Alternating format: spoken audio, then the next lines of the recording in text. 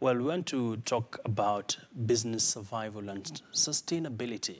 A number of companies have been going under across the world, and here in Kenya, we've seen some banks going under, and most recently, we are seeing Nakumatt Supermarket is also one of the affected entities in the Kenyan space. Well, joining me this afternoon is Karin Boomsma, who will be talking to us about business survival and sustainability. Many thanks for joining us this afternoon. Thank you. Well, let's just kick it off and let's talk about this interesting conversation. Why should businesses think about 10, 15 years from now? It's not just a question of making profits today.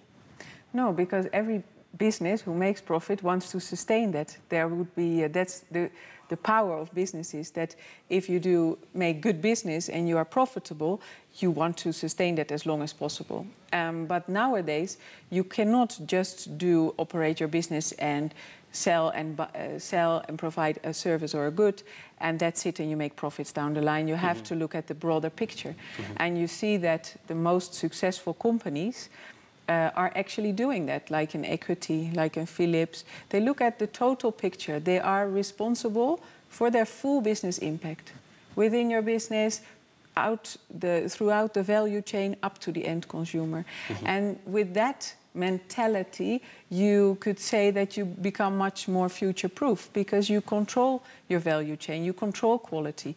And that is not only decreasing your risks, but it's also increasing all the business opportunities.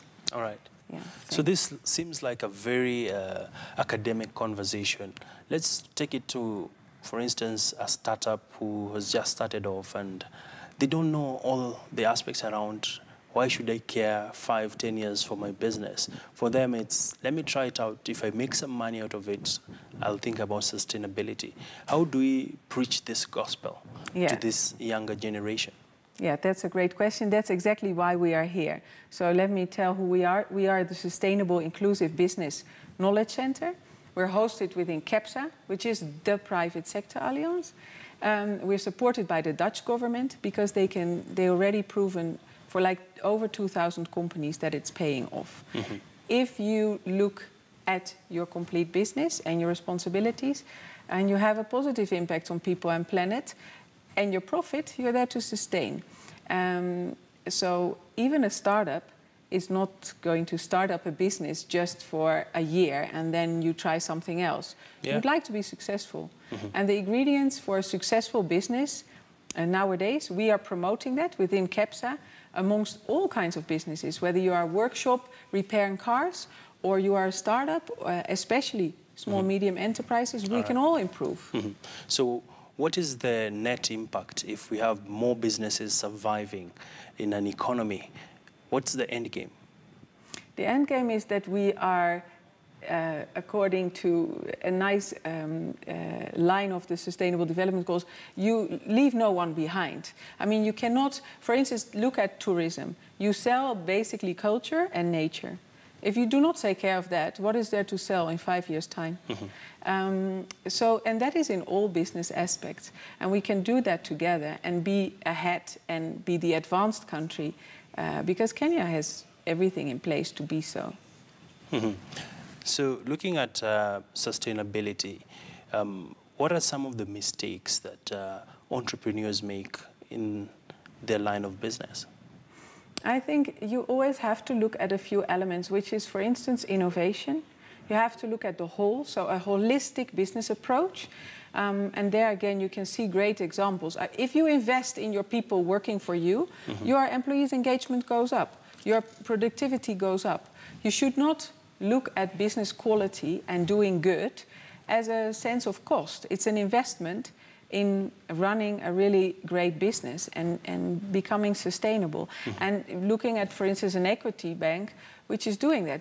It might not be all aspects of equity bank which make money, but they do have for everyone services and access, and therefore they build their brand and they're big, and the rest of where they make the profits makes up for the parts which don't. Right. So you look at the whole ecosystem, you're much more powerful. All right.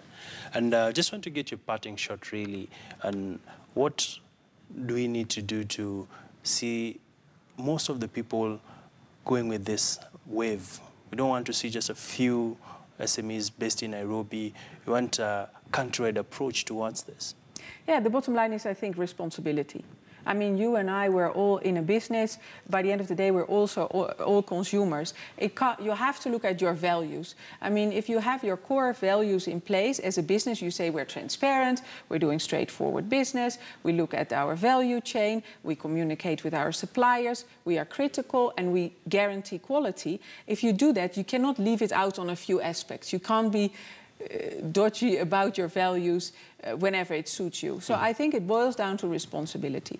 If you are responsible for your impact, then you also can improve it, and then you can benefit from it. And everyone should do that.